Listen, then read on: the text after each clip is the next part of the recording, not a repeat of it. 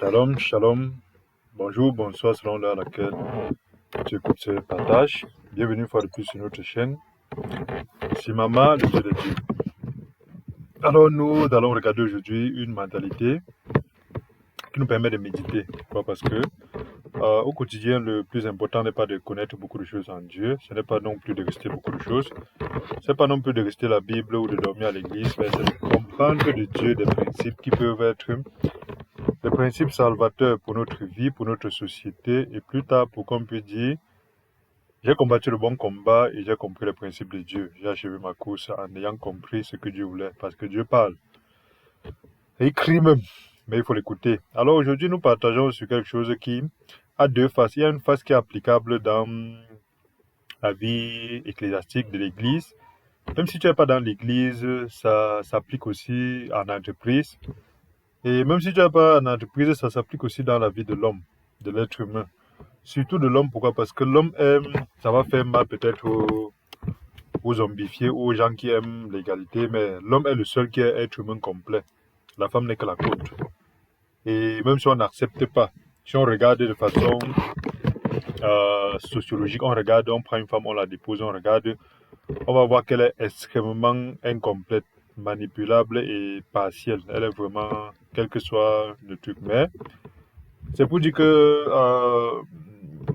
ça s'adresse particulièrement aux hommes par rapport à leur capacité d'être des décideurs. Parce que dans une entreprise, c'est pas parce que tout le monde est dans la même entreprise, on prend la même ascension, on passe par la même porte, et on touche presque les mêmes salaires, que ça veut dire que dans une entreprise, tout le monde, c'est la même chose. Et à un moment donné, ceux qui décident et ceux qui font. Et ça n'a rien à voir avec le fait qu'on soit beau, on soit mignon, et ainsi de suite. Ça veut dire qu'aussi, il y a ceux qui décident dans la société et ceux qui exécutent. Et ce n'est pas une histoire d'esclavage, c'est une histoire de dire la responsabilité. C'est aussi pourquoi, au moment de mourir, aussi, on sache qu'il y a ceux qui doivent mourir à la place des autres. On ne peut pas vivre à la place des autres en état égaux et alors de mourir, on pense que non, les autres doivent vivre ainsi de suite. C'est pour ça, il est important de comprendre cela. Pourquoi? Parce que ça s'adresse aux disciples de Yeshua Mashiach. Ça s'adresse aussi aux entrepreneurs, ça s'adresse aussi aux hommes. Alors, c'est quoi l'élément? C'est la mentalité des esclaves dans l'église, dans l'entreprise et dans la société. Quelle est l'histoire? L'histoire, c'est, rapidement parlant, dans le livre d'Exode. L'Exode est un livre extrêmement entrepreneurial, mais c'est un livre aussi qui montre la capacité. C'est un enseignement que l'être humain on aime négliger, et beaucoup dans l'église, on ne parle pas de l'enseignement d'Exode. Quelle que soit la longueur du livre d'Exode, Exode nous montre une solution que Dieu a fait, que nous avons souvent la peine de faire. On appelle ça rebooter. Rebooter. Exode est un livre où Dieu enseigne comment rebooter un système pour installer un neuf. Ça veut dire qu'un système ne marche pas. Il réinitialise le système totalement pour recommencer un nouveau système.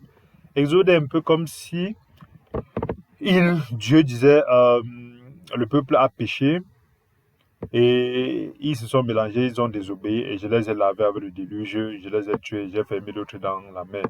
Mais il a dit, je ne vais plus jamais faire ça.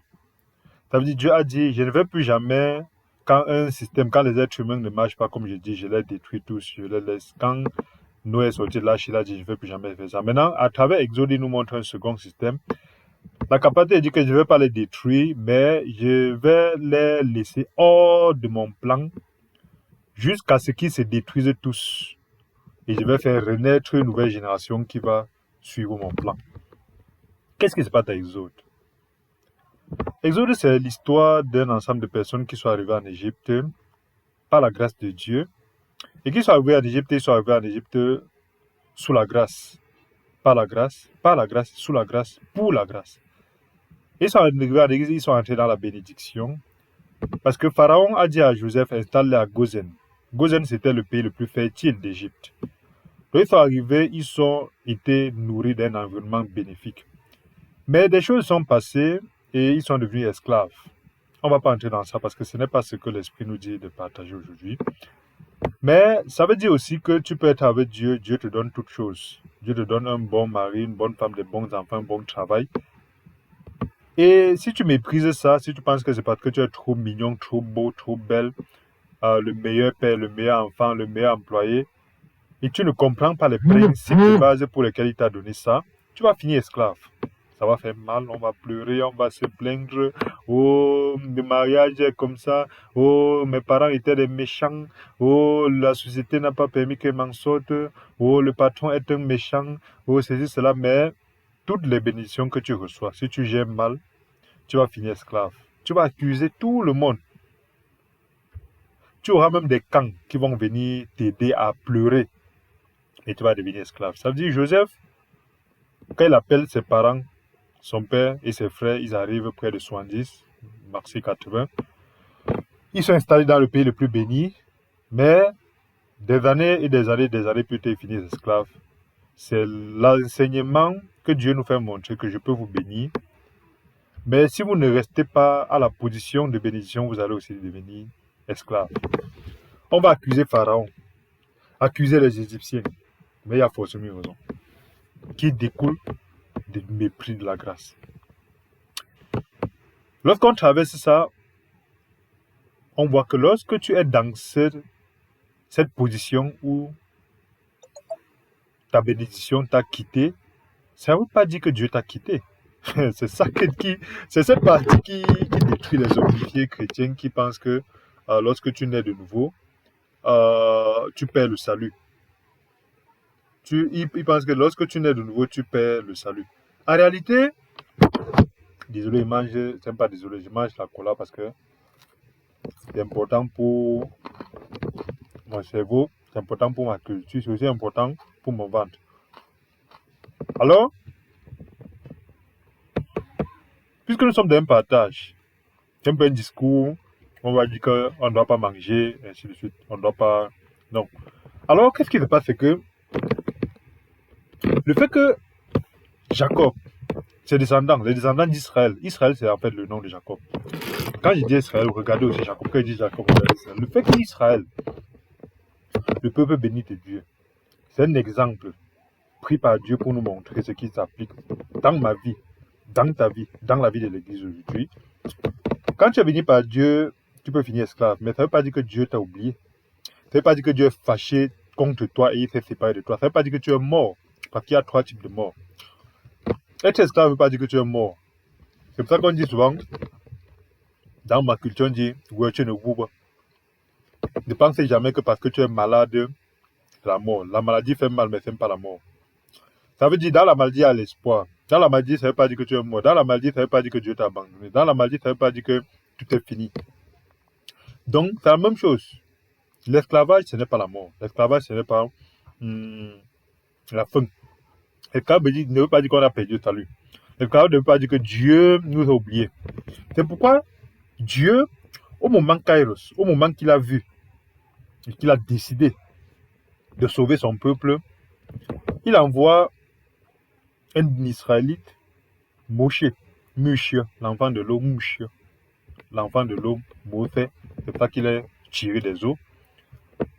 Je fais un clin d'œil comme ça à ceux qui ne comprennent pas la liaison, la relation entre la Bible et la culture, la culture d'Amérique et la culture de l'Ouest Cameroun. Quand il envoie Moïse est une personne formée très très particulièrement. C'est pour ça, beaucoup de personnes, lorsqu'ils ont des vies compliquées, en réalité, tu peux mapper ta vie à la vie de Moïse pour voir quelle est la tâche à laquelle Dieu t'appelle. Moïse, c'est un homme partant. Quand il est né, il a été séparé de l'amour de sa mère, de ses parents. Pourquoi? Parce que si tu nais et tu veux accomplir la tâche de Dieu, tu comptes sur l'amour de tes parents, de ta famille, de tout ça, tu vas mourir. Pourquoi? Parce qu'au moment que tu vas avoir tellement mal qu'il ne te donne pas l'amour, et tu vas oublier que l'amour dont tu as besoin doit venir de Dieu. Au moment où tu auras tellement mal qu'ils ne te soutiennent pas, et tu vas oublier que ton soutien ne doit pas venir des hommes. Parce que si ta vie découle de l'amour de tes parents, tu vas être tellement lié à ça que tu ne vas plus rien suivre de ce que Dieu te dit. Si l'amour, si ta capacité dépend de ce que les gens donnent, tu vas être tellement lié à ça qu'ils vont te manipuler et t'éloigner. Tu dois être lié à Dieu. C'est pourquoi, quand Dieu veut t'utiliser pour faire les grandes œuvres, il te rend anathème. Il te rend détestable par certaines personnes que tu pensais que c'était ton devant, ton derrière. Il te rend ennemi des gens qui étaient censés être tes protecteurs. Et c'est pour ça que Moïse a été jeté. Il a été jeté pour empêcher sa mère de pouvoir dire tu es comme ça, tu as fait sortir le peuple d'Égypte, c'est moi qui me suis occupé de toi. À un moment donné, si tes parents t'abandonnent, si certaines personnes t'abandonnent, c'est Dieu qui permet ça pour que demain ils ne disent pas que tu es comme ça à cause de moi. Alors arrête de diriger ce peuple comme ça. Si Dieu te prive de certaines personnes, de certains avantages, de certaines facilités, ça fait tellement mal, ça fait mal, c'est injuste, surtout quand on se dit innocent. Mais c'est parce que Dieu veut que demain, personne ne puisse dire tu es comme ça à cause de moi et tu me dois quelque chose. C'est pourquoi ne dirige pas comme Dieu te dit, mais dirige comme je te dis parce que c'est moi qui t'ai fait. C'est comme une délivrance que Dieu en te fait, mais c'est une délivrance qui fait mal, tellement mal. Alors, Moïse est séparé de son peuple et il est racheté par la fille de Pharaon. C'est la grâce. Quand tu regardes ta vie, tu vas te rendre compte qu'à un moment donné, il y a des choses qui sont l'équivalent du rachat, d'être sauvé de l'eau par la fille de Pharaon. Pourquoi? Parce que tu fais partie de ceux qui sont censés mourir. Parce que Moïse était un garçon, était censé mourir. Mais tu as traversé ça. C'est très important de comprendre ça. Regarde dans ton avenir, dans ton passé, tu vas voir certaines choses qui sont l'équivalent de ça. Et tu as été sauvé par des gens qui ne devaient pas normalement te sauver. Et Dieu t'a mis dans une position où il t'a fait apprendre un autre monde. Quand Moïse est sorti donc de cette culture juive, s'il restait là-bas, il devait finir esclave comme tes parents. Donc, à un moment donné, quand Dieu te sort de chez toi, de ton village, de ta communauté, de ton église, c'est pour que tu ne deviennes pas esclave comme tes parents, comme tes frères, comme tes pasteurs, comme tes oncles. Il te fait ce qu'on appelle le rébof. J'étais mis à côté, puis j'étais tiré du milieu d'eux, j'étais mis à côté pour te bénir à part. Ça fait mal. C'est ce qui s'est passé avec Abraham. Ce qui s'est passé avec Mouato, le fondateur du royaume Badjoun. Il a abandonné son village, Balin, pour aller fonder le sien. Et aujourd'hui, sa descendance est prospère. C'est pour dire qu'il n'y a pas d'exemple seulement à prendre pour les autres. Mais c'est un peu une opposition de culture. C'est pour dire qu'à un moment donné, dans toute l'histoire, c'est des principes que Dieu, pour bénir une personne, une patrie, a tout eu à tirer quelqu'un à part pour bénir à travers cette personne-là, alors qu'il y avait des autres meilleurs que lui dans son peuple. Et quand il a grandi donc avec son Adam, il a grandi avec la fille de Pharaon, il était fils de roi. Il a grandi avec le Pharaon Ramsès. Et ils étaient ensemble. C'est donc pourquoi il est important de comprendre que le peuple, à un moment donné, quand Dieu veut délivrer donc ce peuple qui est devenu esclave, on a parlé de ça, il utilise donc pas un des esclaves, mais il utilise Moïse. Moshe. Posons-nous la question, pourquoi il utilise Moshe? Parce que dès l'enfance, il a mis les pieds dans la vie de Moshe pour pouvoir l'utiliser au moment venu. Dieu qui l'a séparé de sa famille, c'était pas parce qu'il était Moshe, c'est parce qu'il devait plus tard l'utiliser. Dieu qui l'a fait grandir au milieu de la fille de Pharaon, c'est pas parce qu'il l'aimait trop, mais c'est parce qu'il voulait l'élever et l'éduquer parce qu'il devait l'utiliser pour une tâche. Donc beaucoup de personnes oublient que leur vie, certaines difficultés, la plupart des difficultés sont des préparations du lakam pour la royauté. On peut voir ça dans la vie de Joseph, de Joseph. Il était séparé de ses parents, séparé de ses frères. Pas parce que Dieu le détestait, il était vendu par ses frères, pas parce que Dieu le détestait. Siméon, qui est le premier, avait même fait le plan qui va venir le délivrer après les autres. Mais à un moment donné, pourquoi toi, le grand frère, tu ne dis pas à tes frères, arrêtez ce que vous faites à votre frère et tu le délivres. Tu attends par derrière. C'est parce que aussi les possibilités charnelles, les réflexions charnelles du bien et du mal nous montrent que à l'heure où quelque chose est mal, positionne-toi. Ne cherche pas les contournements. En revenant, on a vu comment Joseph il allait chez Potiphar. C'est pas parce que Potiphar l'aimait trop, c'est parce qu'il avait une bénédiction, une grâce que Potiphar utilisait pour la fructification. Ce qui s'est passé à la femme de Potiphar, c'était aussi une injustice, mais c'était une préparation des pions que Dieu faisait pour pouvoir l'amener chez Pharaon. La prison, c'est aussi la même chose. De même que plus tard, il sort donc pour devenir là. pour atteindre son objectif que Dieu a préparé depuis le fait qu'on l'a vendu du milieu de ses frères. Parce que avant qu'on le vende du milieu de ses frères, Dieu l'avait donné le plan. Ta gerbe serait au-dessus de tous les autres. Il y a certains rêves que quand Dieu te donne, tu vas lire leur. Alors là, tu crois que tu vas lire leur. You go read the time. Si Dieu te dit ta gerbe sera plus grande que pour tes frères, prépare-toi à être jeté dans le puits, à être vendu, à être accusé injustement par une Wolwos, à être oublié en prison, à être totalement détruit et avoir l'impression que Dieu t'a abandonné. Mais plus tard, tu vas devenir que Dieu a dit. Et ta gerbe, effectivement, serait plus grande que celle des autres.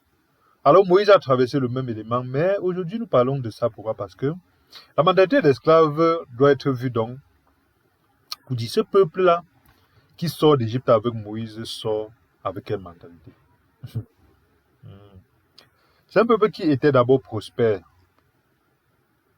Ils sont devenus esclaves. Ils ont tellement souffert. Et quand tu es esclave, vous savez, l'esclave n'a pas d'amour propre. L'esclave n'a pas de décision. L'esclave ne décide pas. On décide, dit oui monsieur, oui monsieur, oui monsieur, oui monsieur. Yes sir, en baissant la tête. C'est ça l'esclave.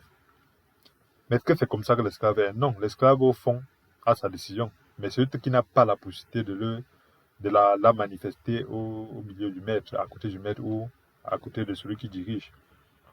Alors le peuple qui sort, qui suit Moïse, semble être un peuple qui a reçu la grâce d'être délivré par Dieu. Mais c'est un peuple extrêmement dangereux. Parce que comprenez bien qu'il y a une très grande dangerosité entre des gens qui te suivent parce que ce sont des esclaves incapables, mais ils voient en toi la délivrance. Mais que lorsqu'ils vont être délivrés, leur vrai cœur va sortir. Et le peuple qui te suit, parce qu'il te suit, parce que tu es la seule solution. Voilà le nœud de notre partage. Si tu es dans l'église, méfie-toi d'être suivi, écouté, respecté, parce que ceux qui le font ont un intérêt derrière toi, ou parce qu'ils sont incapables d'exprimer leur opinion pour le moment, parce qu'ils n'ont pas la capacité, les ressources matérielles, physiques pour le faire.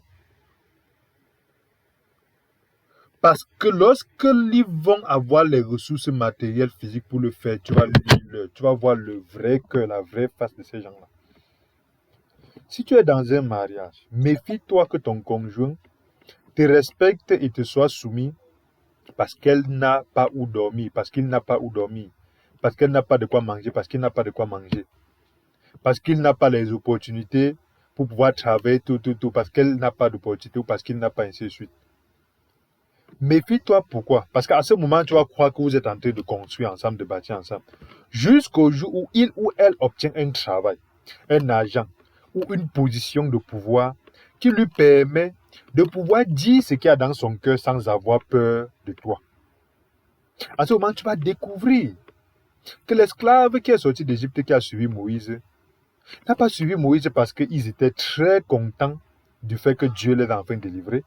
Mais ils ont suivi Moïse parce que Moïse était quelqu'un qui les empêchait de continuer à travailler dans la terre, porter les cailloux.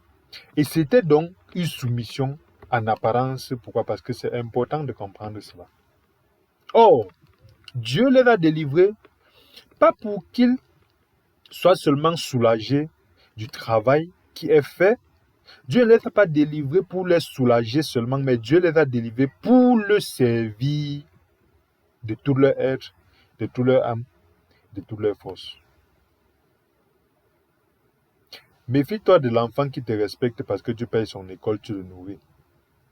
Tu observeras jusqu'au jour où il va avoir son travail, il aura sa maison, tu vas observer pour voir sa mentalité. C'est vrai que naturellement, quand les enfants grandissent, ils ont moins de temps pour les parents, mais un enfant peut avoir moins de temps pour les parents. Mais quand tu regardes son cœur, tu sais qu'il reste soumis et connecté à toi, son parent. Méfie-toi de l'autre qui te respecte parce que tu payes l'école, tu fais ceci, tu nourris, tu fais ceci, ainsi de suite. Le jour que tu vois qu'il n'est plus avec toi, tu regardes dans son cœur. Ce n'est pas seulement l'éloignement, c'est qu'il se dit, j'étais esclave et aujourd'hui je suis libre. Et à ce moment, tu vas découvrir une nouvelle personne Et beaucoup de personnes, c'est là qu'ils arrivent à avoir les crises cardiaques. Ils arrivent à avoir les nerfs et les problèmes de tension. Pourquoi? Parce qu'ils disent, j'ai donné ma vie pour ces gens. Méfie-toi des mariages dans lesquels l'autre t'est soumis par rapport à ce que tu lui donnes et par rapport à l'intérêt, ce que tu lui apportes.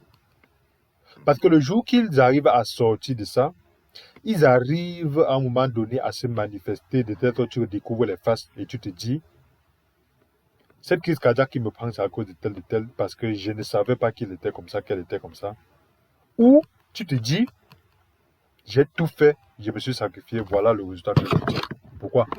Parce que tu as confondu le fait qu'ils n'ont pas suivi Moïse parce qu'ils voulaient trop adorer Dieu, mais ils ont suivi Moïse parce qu'ils ne voulaient plus souffrir d'esclavage. Et pourquoi nous parlons de ça? Parce qu'en entreprise, c'est quelque chose. Nous allons parler de l'église en entreprise tout de suite. En entreprise, il y a beaucoup d'employés qui sont là par rapport au salaire. C'est légitime, c'est normal, mais il faut les détecter pour ne pas te mettre la pression un jour où tu penses qu'ils sont avec toi. Jusqu'au jour où le salaire ne passe plus, tu vas voir comment ils vont te vendre et vendre l'entreprise à 2 francs et aller chez la concurrence vendre tous tes secrets. Pas parce que l'être humain ne fonctionne pas comme ça, mais quand tu es préparé, quand tu comprends le principe, ce principe ésotérique d'Exode, de l'esclave, que tu dois connaître pourquoi est-ce qu'il te suit. Tu dois comprendre pourquoi. Pourquoi je dis ça? Parce que le rebooting, le reboot, la capacité de réinstaller, vous savez, en informatique, lorsqu'une machine a trop de virus, c'est bien beau de chercher à mettre l'antivirus, effacer les fichiers, restaurer tout ça, mais c'est fatigant. Dieu nous a montré ça dans Exode. Il faut réinstaller. Ça fait mal, tu vas perdre tes documents, tu perds tes comptes, tu perds tes mots de passe, tout. Tu perds les bibliothèques que tu avais installées, tu perds tes films, tout ça. Mais Dieu nous a enseigné ça, la capacité à réinstaller. Pourquoi? Parce que quand ces gars sortent, ils arrivent au désert, vous savez, ils arrivent à tenir les discours de dire, en Égypte, nous allons rentrer en Égypte, parce qu'en Égypte, nous mangeons du pain, de la viande et du miel. Observez des gens. Vous voyez vraiment Pharaon donner le miel et la viande à ses esclaves? Vous pensez? Mais le mépris de la grâce que Dieu les a fait sortir d'Égypte permet à ces gens-là de pouvoir mépriser. C'est comme ça que je vois devant des gens dire, tu retires une femme de la misère, tu la mets sur la position d'une reine. Et après, dis, tu m'avais fait quoi? Je t'avais pas obligé de le faire. Tu prends une femme, tu t'occupes de ses enfants, ils n'arrivent pas à manger, on les a abandonnés, elle a une épave, tu t'occupes de ses enfants, tu t'occupes de sa famille, tout. Dès qu'elle s'en sort, elle te dit, je ne t'avais pas obligé de le faire. Tu as même fait quoi? C'est là qu'on voit des gens avoir des crises cardiaques parce qu'ils ne sont pas préparés à la mentalité d'esclave qui devient chef. L'esclave qui se libère de l'autorité de celui qui est au-dessus. C'est là que tu vois le vrai cœur. Lui, il arrive à dire à Moshe que tu nous conduis mal. Donc, il arrive à savoir s'ils sont conduits bien ou pas. Vous savez, en Égypte, est-ce qu'ils pouvaient dire ça? Ils ne pouvaient pas le faire. Mais ils le disent quand même à Moshe. Pourquoi? Parce qu'ils savent effectivement que, comme ils sont déjà sortis de la souffrance, leur cœur est revenu au niveau charnel de l'âme sale de celui qui chemine en pensant que par moi aussi, je peux m'en sortir. C'est pourquoi ils peuvent dire à Moïse, est-ce que c'est seulement par toi que Dieu peut parler? C'est légitime. Le patron, là, il pense qu'il est trop sage. Il y a les décisions que le patron lui-même, il est bête sur ça. Comme les dirigeants d'une assemblée. Ils ne sont pas très compétents forcément. C'est comme des mariages. L'homme peut ne pas être... Il y a des choses que l'homme voit mal. Mais Dieu n'a jamais dit qu'à cause de ça, tu devrais mépriser une quelconque autorité. Excusez-moi. Alors, la mentalité d'esclave est très très dangereuse si tu ne comprends pas dans quel environnement tu es entouré, dans quel environnement tu es entouré. Méfie-toi, pas parce que les gens sont mauvais. Je ne dis pas qu'il faut prendre les gens mal. Mais il dit qu'il faut être aware, il faut être au courant. Il faut faire attention. Il faut être en avance préparé. De ne pas penser que parce qu'on te suit, parce qu'on t'écoute, parce qu'on est soumis à ce que tu dis, c'est parce qu'on est automatiquement acquis à la vision que tu donnes. Beaucoup te suivent parce qu'ils ont faim. Beaucoup te suivent parce qu'ils ne peuvent pas payer le loyer. Beaucoup te suivent parce que tu payes la pension. Beaucoup te suivent parce que tu donnes à manger. Beaucoup te suivent parce que tu amènes dans les restaurants. Beaucoup te suivent parce que tu exhortes, même parce que tu les enseignes. Mais demain, est-ce qu'ils sont capables, si tu ne le fais pas, de continuer à te suivre? Quand tu n'es pas préparé, demain, il y aura les pleurs de « j'ai tout fait, c'est moi qui les ai fait ça, c'est moi qui ai fait ça, et après, voilà ce qu'ils me font à retour. » Et les crises cardiaques en cascade. La mentalité de l'esclave est très importante. Pourquoi est-ce qu'à un moment donné, ils arrivent à dire qu'ils vont rentrer en Égypte? Vous savez, pour quitter de l'Égypte pour aller au pays béni, il fallait traverser le désert. Il fallait traverser. Mais en avance, il fallait d'abord traverser aussi la mer Rouge. Quand ils disent qu'ils vont laisser Moïse rentrer, qui va leur faire traverser la mer? Vous savez, quand Satan est rempli dans la tête d'une machine, des virus, il ne faut plus chercher à arranger. Même l'antivirus ne va rien faire, il faut réinstaller. Lorsque quelqu'un est déjà piraté par la mentalité de « sans toi, je peux m'en sortir par moi-même », même si c'est toi qui m'as tout donné, sans toi, je peux m'en sortir, tu ne peux plus rattraper le genre de personne-là.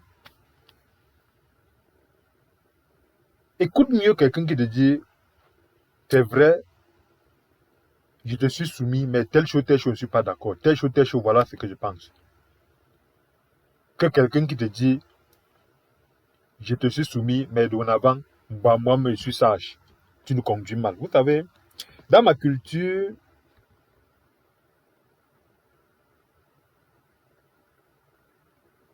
nous sommes les fils de roi. Et le roi, on n'est pas soumis au roi. Pourquoi est-ce que la culture des rois dans les peuples bamileke, par exemple, fonctionne et perdure et rend stable la société? C'est parce qu'on suit le roi en étant son esclave, mais on suit le roi en étant capable de s'élever et s'opposer au roi sans rien subir en retour, tant que tu le fais selon les canons nécessaires. Qu'est-ce que je peux dire? J'ai grandi au village, dans plusieurs villages. J'avais la capacité de me lever, aller voir le roi. Certes, ce n'est pas facile, mais ce n'est pas non plus la mer à boire extrêmement compliquée. Si tu veux le voir, tu vas le voir. Pourtant, depuis que je suis dans un pays où je n'ai jamais vu le président de la République devant moi. Chez nous, si le président parle, le roi parle. Nous tous, on va suivre le roi. Moi-même qui vous parle là. Si le roi dit va à gauche, le président dit va à droite, je vais aller à gauche. La seule chose que le président va faire, c'est parce qu'il va utiliser la force publique. La police, le truc. Ok, c'est bien mangé. Ok. Donc, des sans enfants qui sont venus. Donc, c'est pour dire, je pose ça pour vous faire comprendre l'environnement dans lequel l'esclave devrait en même temps être soumis, mais ne pas vouloir devenir roi, mais être vrai quand il pense que ce que le roi fait n'est pas bien et dit, au lieu de vouloir être au-dessus du roi. Pourquoi c'est important? Je vais revenir à la culture de l'Ouest de Bamileke, ma culture. Je reviens d'abord aux 3 exemples dont je parlais. Une église dans laquelle au lieu de penser que nous sommes soumis les uns les autres et nous devons avancer, tu penses plutôt que je vais me mettre au-dessus des autres, les autres pour m'opposer aux autres. Tant que ce n'est pas sur les éléments bibliques doctrinaux, où tu penses que non, je veux aussi aller créer ma part d'église, je vais aller créer ma part, surtout qu'un homme ne crée pas l'église, mais ce sont les abominations qu'on trouve. Mais à l'église, la liberté, la grande liberté, c'est la capacité de dire, oui, voilà, nous marchons en soumission les uns les autres, mais telles sont choses, je ne suis pas d'accord. Tu dis ça que soit dirigeant, il n'est pas censé avoir un dirigeant dans l'église, c'est un ensemble de dirigeants, le collège des anciens.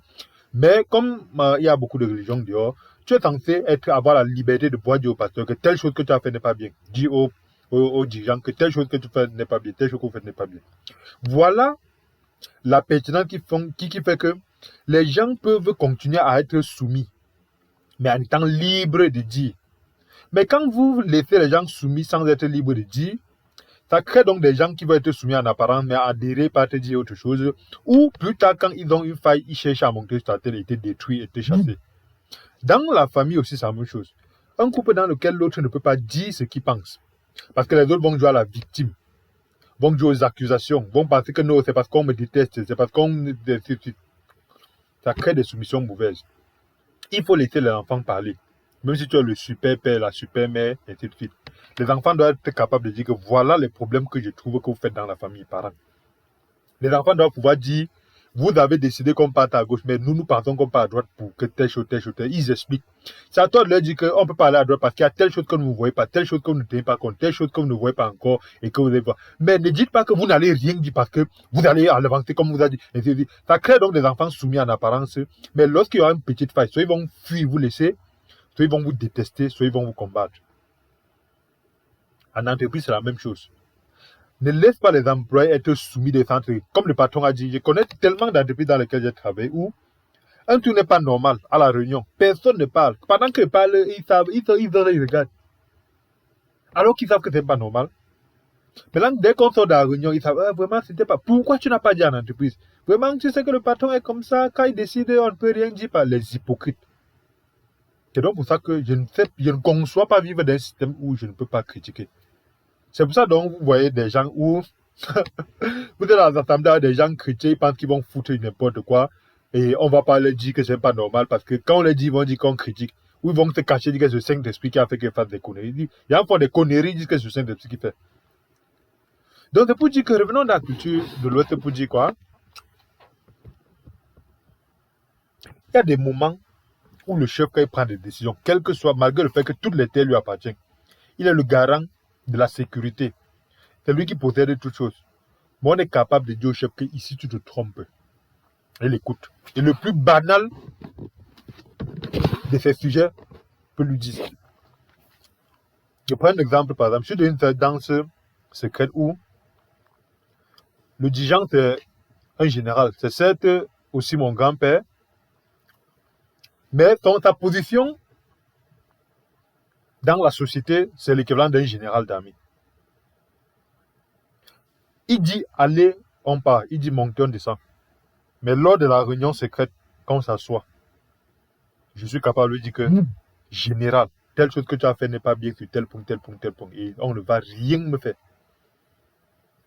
C'est ça qui permet que je continue à être soumis à cette armée-là. Parce qu'une armée où tu ne peux pas parler au général, tu te dis oui, monsieur, alors que tu...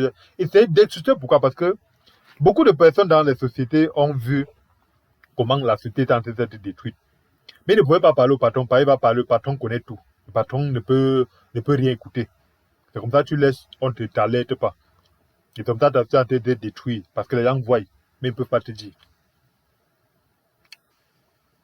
Donc, Dieu n'a jamais permis qu'un esclave ne puisse pas parler.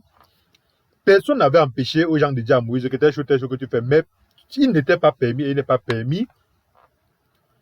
Le plus grand niveau que tu peux dire, c'est juste de te plaindre et de dire que telle chose, voilà ma position. Pourquoi? Parce que qu'est-ce qui est puissant dans ça? Ce qui est puissant, c'est que quand tu te plains de quelque chose que tu sais que c'est mal et que ça fait que la société n'avance pas, ça fait que l'entreprise n'avance pas, ça fait que l'église n'avance pas, ça fait que l'entreprise n'avance pas. Si c'est vraiment mal, même si l'autre te punit, même si l'autre te chasse, même si l'autre t'accuse et fait la victimisation, va ramasser, va ameuter les gens pour venir te détester ensemble, tôt ou tard, le problème que tu as posé là va se manifester. Et après, on va te donner raison. 100% des cas de ma vie où j'ai dit que telle chose n'est pas normale et qu'on m'a détesté, plus tard, ils m'ont donné raison. Pourquoi? Pas parce que je me trompe jamais. Mais parce que quand quelque chose arrive que je ne sais pas normal, j'analyse une fois, pendant des mois, même d'autres des années. Jusqu'à quand j'ai des éléments, j'ai dit que ça, ce n'est pas normal. Je le dis de telle sorte que je peux expliquer à 1000 personnes, et même à Dieu et à Jésus que je peux expliquer que voilà pourquoi il dit que ce n'est pas normal. Et comme ce n'est pas normal, ils vont te détester. Oh, pourquoi tu t'opposes? Tu ne juges, tu t'opposes, tu juges, tu veux montrer que tu connais trop, tu veux montrer que tu as trop fait les études et tout ça. Tôt ou tard, cette chose-là arrive et ils disent tout que le gars là avait raison. Je ne pas vous dire, on ne fait pas ça sur tout. Il y a d'autres qu'on dit je ne connais pas. Moi, par exemple, d'autres choses arrivent, je dis je ne connais pas. Peut-être je me trompe. Mais le jour que je suis convaincu que telle chose, frère, le jour que le Saint-Esprit te convainc que telle chose, c'est pas normal que ça se passe comme ça. Parle. Ils vont te détester. Donc, Dieu n'a jamais empêché que les frères qui sont sortis d'Égypte puissent dire à Moïse que telle chose n'est pas normale. Mais pas qu'ils se lèvent pour dire qu'ils vont diriger aussi comme Moïse. Pourquoi? Parce qu'ils n'ont pas été vendus, ils n'ont pas été abandonnés dans l'eau comme Moïse. Ils n'ont pas été sauvés par la fille de Pharaon comme Moïse. Ils n'ont pas grandi. Ça veut dire qu'ils n'ont pas eu les métriques de choix que Dieu a déposées sur Moïse. Seulement à cause de ça, même dans les erreurs de Moïse, Dieu s'en charge. Oh, pourquoi j'ai dit ça? Oh, Dieu, aide-moi à expliquer. Avant de te lever contre l'autorité qui est devant toi, même si ton patron est moins éduqué que toi, il est moins sage que toi, tu n'as pas traversé ce qu'il a traversé pour que Dieu fasse de lui ton patron, parce que la preuve est que c'est lui qui t'a recruté. Même si tu es plus diplômé que lui, il a des éléments que tu n'as pas qui permettent que Dieu quand même l'a choisi pour être au-dessus de toi. Et seulement à cause de ça, tu devais te méfier de penser que parce que tu comprends plus que lui, parce que tu as les diplômes plus que lui, parce que tu as l'argent plus que lui, tu dois être à sa place. Mieux tu dis que patron, je ne suis pas d'accord avec ça, et si on te déteste, tu laisses, tu pars, ou tu quittes, ou tu te tais, au moins en ayant dit ainsi, mais pas que tu cherches à dire que je suis plus sage que le patron, ainsi. J'applique ça même dans le ménage. Même si tu es plus sage que ton mari, même si tu es plus intelligente que ton mari, même si tu es plus forte que ton mari, les métriques ont fait que Dieu permette que c'est lui qui donne le chromosome Y. C'est lui qui monte sur toi. C'est lui qui protège la maison. C'est lui qui est celui qui se tient debout pour pisser alors que toi tu t'accroupis pour pisser. Seulement à cause de ça, tu devrais mettre de côté ta grande sagesse, ta grande intelligence, ta grande puissance, ta grande je suis comme toi, j'ai aussi Dieu comme toi, j'ai aussi le Saint-Esprit comme toi. Tu devrais seulement à cause de ces éléments-là mettre de côté ça pour te soumettre. Pourquoi? Parce que si tu as raison, Dieu va aller corriger au niveau de lui. Mais si tu n'as pas raison, Dieu va te frapper et te frapper. Tu vas pleurnicher, t'accuser, utiliser les versets bibliques comme tu veux. Mais Dieu va te frapper. C'est pour ça que Dieu n'a jamais, jamais, jamais laissé s'en sortir une femme insoumise parce que c'est une femme, parce qu'elle doit avoir pitié d'elle. Autant que ce n'est plus une comparaison. Un homme qui est méchant, mauvais, qui ne fait pas son rôle, Dieu ne va pas le laisser sans le frapper sous prétexte que parce que c'est lui qui est l'homme. Non. Chacun devrait savoir que chacun est puissant quand il reste à sa place. Et donc, quand on cherche à être au-dessus de l'eau. Ça veut dire que même lorsque Moïse se serait trompé, vous deviez faire attention de penser que vous allez diriger comme lui. C'est pourquoi on peut voir Corée, quand il se met avec ses frères pour dire, nous allons aussi diriger comme Moïse. Qu'est-ce qui se passe? Ils sont frappés. Pas par Satan, pas par l'ennemi, par Dieu. Pourtant, est-ce que ça veut dire que Moïse est parfait? Non. La preuve, c'est que lui-même, il n'entre pas au pays béni. Ça veut dire qu'il y a une preuve palpable que ton patron n'est pas parfait. Il y a une preuve palpable que ton mari n'est pas parfait. Il y a 1000 preuves que ton père n'est pas parfait. Je vis une vie où, par exemple, j'ai vécu comme des orphelins et aujourd'hui, je vis comme un orphelin. Pourtant, mon père et ma mère, ils vivent. Plusieurs fois, j'ai raconté ça ici, sur Simama et lors de nos conférences. Mais j'ai compris à un moment donné que quelle que soit leur imperfection, Dieu les a choisis pour être mes parents. Ça veut dire que quelles que soient les raisons que je pourrais expliquer à un cercle social, à la mairie, à la police, à la ceci, tout le monde va voir qu'ils ont tort, mais ça ne permet pas que je puisse me lever contre eux au point de dire que je vais les effacer ou je suis plus que... Non, non, non. C'est pour ça que quand ils font des choses, je leur dis, c'est pour ça qu'ils savent. Pour se mettre devant moi, par certaines choses, ils savent que non, le gars là, ils vont pas me laisser. C'est pourquoi quand ils font certaines choses, même à mes frères et sœurs viennent me voir pour dire que moi, quand je me lève contre eux, vous voyez pourquoi? Parce qu'à un moment donné, quand tu te lèves contre eux, on se dit que non, c'est pas tu as un problème avec les parents, tu as un problème avec les parents. Tu connais les parents, tu connais que ce sont des personnes imparfaites, mais qui ne peuvent pas accepter leurs imperfections. Et que leurs imperfections là déteignent sur vous et ça vous détruit. Il faut quelqu'un pour se lever pour leur dire que c'est pas normal ce qu'ils font.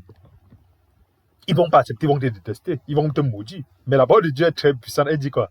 Un parent qui maudit un enfant qui n'a rien fait de mal, sa malédiction est fausse. Ta papa.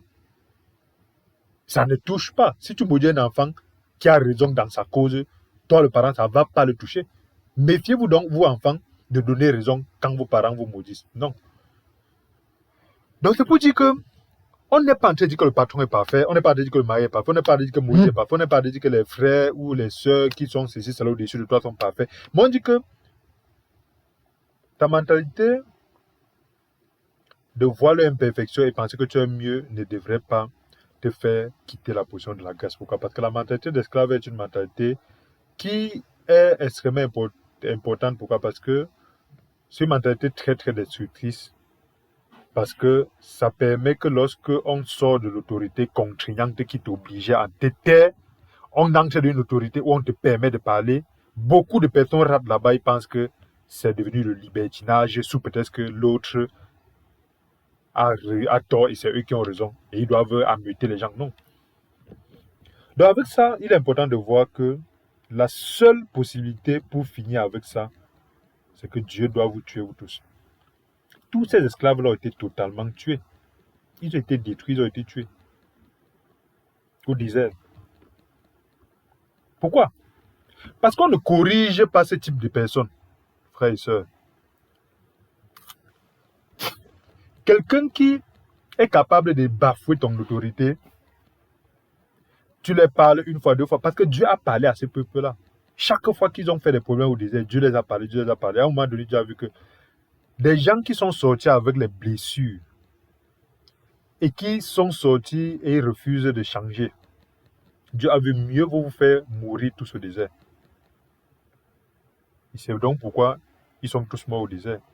635 000 personnes sont mortes au désert. Pas parce que Dieu voulait qu'ils meurent, mais parce que quand ils ont suivi Dieu, ils ont suivi Moïse, ils sont arrivés en route. Dès qu'ils ont sorti de l'Égypte, ils sont devenus aussi des gens qui voyaient bien, ils connaissaient bien. Ils avaient aussi Dieu. Aujourd'hui, quand tu vois les abominations dans l'église où des gens, ils disent que moi aussi, il y a le Saint-Esprit. Tu ne peux pas diriger les Jézabel qu'il y a dans l'église, tu ne peux pas leur parler parce qu'ils disent que quoi? On est ensemble dans l'église, moi aussi, il y a le Saint-Esprit. Dieu me parle aussi. Tu les vois aller prier, ils te méprisent pour aller prier à Dieu. Il y a aussi des sorciers qui les encouragent à le faire. Pourquoi? Parce qu'ils sont utilisés par Satan. Donc c'est pour dire, cette mentalité-là est très très destructrice dans le corps de Christ. Et observez donc que Dieu a rebooté. Il a détruit tous ces gens-là. Toutes ces personnes-là, dans une entreprise, dès que quelqu'un se lève derrière contre toi une fois, deux fois, et que tu corriges en disant que voilà pourquoi on fait comme ça, il te lève, vis-le. Vis-le. Très vite. Parce que ce type de personnes, on ne les corrige pas. Tout le temps qu'ils vont mettre là, ce sont des ennemis. Ne marche pas le poids. Il va encore dire quelque chose qui est destructeur.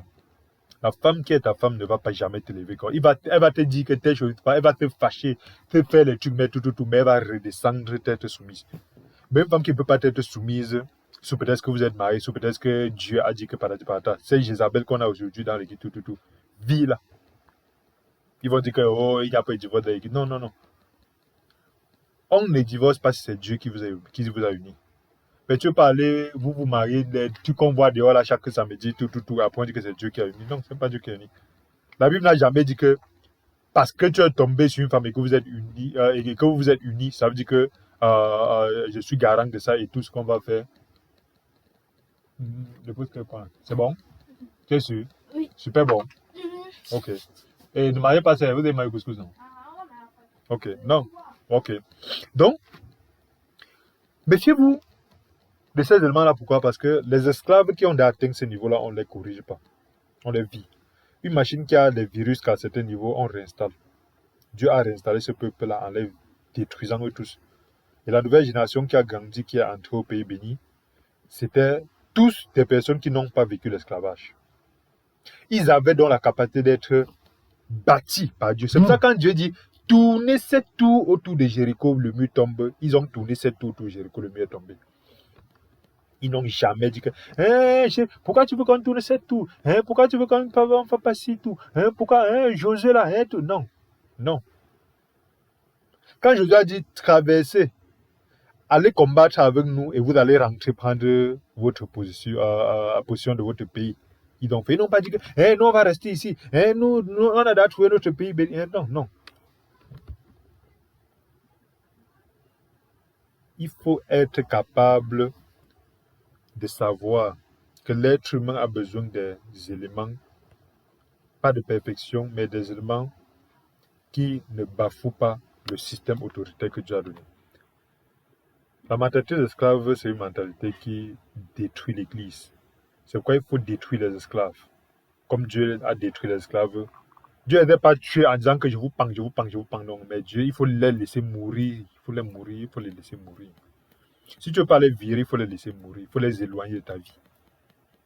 Pour qu'ils meurent seuls dans le coin là-bas. Les gens qui doivent toujours se lever contre ce que tu dis. Se lever contre l'autorité. Avec eux, tu dois tout débattre. Avec eux, tu dois être tout en train de convaincre. En train de discuter. En train de te justifier.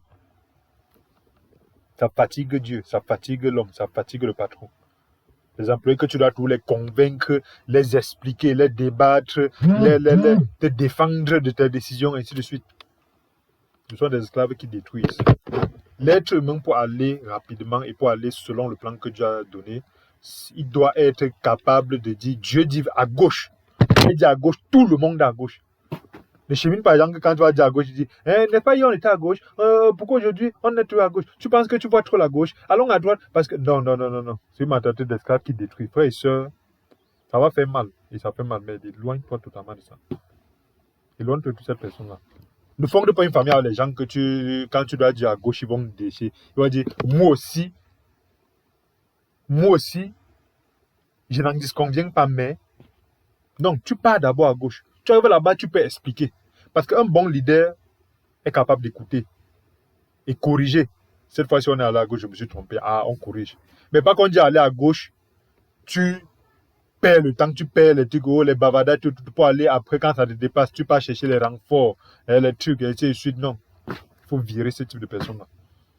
Voilà pourquoi des choses, ce sont des enseignements qu'on n'aime pas dans l'église, parce qu'on aime l'apparence, le bon, le bien et le mauvais. Non. Exode, c'est un livre tellement puissant. Pourquoi? Parce que quand parcours Exode, on voit comment Dieu a clairement exterminé ce type de personnes-là et il a recommencé à nouvelles personnes. Pas que les nouvelles personnes sont parfaites. Vous savez, ces esclaves-là, ils aiment pour dire que vous n'avez jamais trouvé quelqu'un de parfait. Non, on ne veut pas quelqu'un de parfait. On ne veut pas un employé parfait. Un homme ne veut pas une femme parfaite. Dans l'église, on ne veut pas les frères et les brebis parfaits. Parce qu'ils aiment te dire que tu ne vas plus jamais trouver quelqu'un comme moi. Tu vas trouver qui va faire. Non, on ne veut pas quelqu'un parfait. On veut quelqu'un qu'on va dire on part à gauche, il part à gauche. Poum. Même s'il est imparfait. Parce que toi, on n'est pas avec toi parce que tu es parfait. On ne t'a pas recruté parce que tu étais parfait. On veut quelqu'un qu'on va dire que voilà ce que l'entreprise veut, la personne sur l'entreprise. On ne t'a pas recruté parce que tu étais parfait, non. Donc, parce que vous allez voir ce type de personne, il va dire que non, tu ne vas plus jamais trouver quelqu'un comme moi. Vraiment, tu vas faire comme ça à qui? Tout le monde va te faire. Non. C'est faux. Les mauvais employés pensent tout qu'il n'y a pas de bons femmes. Il y a des bons employés. Les mauvaises femmes pensent qu'il n'y a pas de bons. Il y a de bonnes femmes.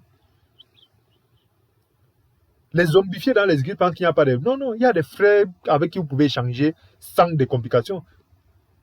Il y a des frères zombies qui pensent que non, tu es obligé de les colmater parce que non, tu ne vas jamais trouver une assemblée ou des frères avec qui vous allez partager comme toi, tu penses là. Non, il y a des gens qui pensent exactement comme toi, qui sont d'accord avec toi sur les points doctrinaux, qui ne sont pas d'accord sur tout, mais que ta fondation est la même que leur fondation. Ne joue. Parce que vous savez, dans les doctrines aujourd'hui, surtout avec l'église selon le modèle, vous savez, les gens aujourd'hui, ils méprisent les autres, ils méprisent les dons des autres parce qu'ils disent que vraiment il n'y a pas d'église parfaite où les gens vont être comme ça. Non, c'est pas on doit se colmater les mauvaises doctrines sous prétexte que non. Il y a des frères et des sœurs dans l'église de Dieu, quelque part et partout autour de toi, qui pensent exactement la même chose que toi sans qu'ils ne soient parfaits, mais qui sont construits, basés par le Saint-Esprit sur les mêmes éléments que tu penses là. Que les doctrinaux vont te dire que non, c'est des éléments qui ne sont pas bibliques, non. C'est eux qui pensent que ce n'est pas biblique. Mais les gens que Dieu a convaincus que c'est biblique. Donc, voilà un peu des éléments qui nous permettent de méditer. Je suis toujours, et je m'appelle toujours Hervé Siou, le philosophe de Yeshua. N'oubliez pas de vous abonner à cette chaîne et de partager si elle vous a béni. Et de vous abonner, de cliquer sur la cloche de notification pour être alerté à nos prochaines réflexions. Merci et à bientôt.